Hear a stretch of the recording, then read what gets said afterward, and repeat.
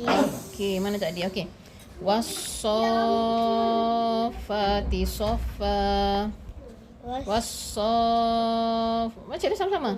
Was-saffati saffa. So ni masuk terus dalam huruf fa. Sebab tu dia bunyi gitu tau. Ni. Fazza. Fazzajirati zajra. Tunjuklah.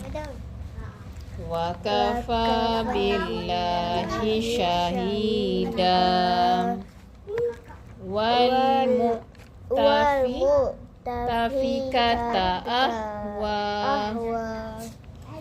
Nisa'ukum harsul lakum.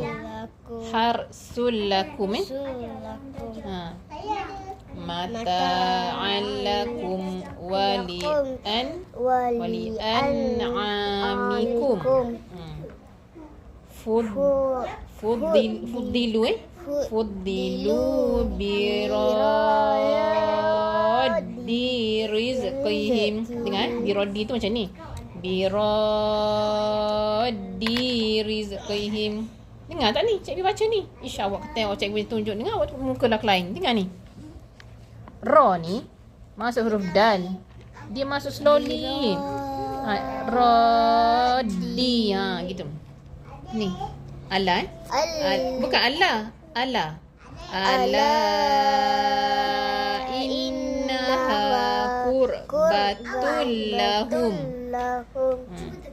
Kul dengar ni. Kul azakarain. Kul azakarain. Innallaha ma'as sabirin. Allah Allahu khairun amma yushrikun.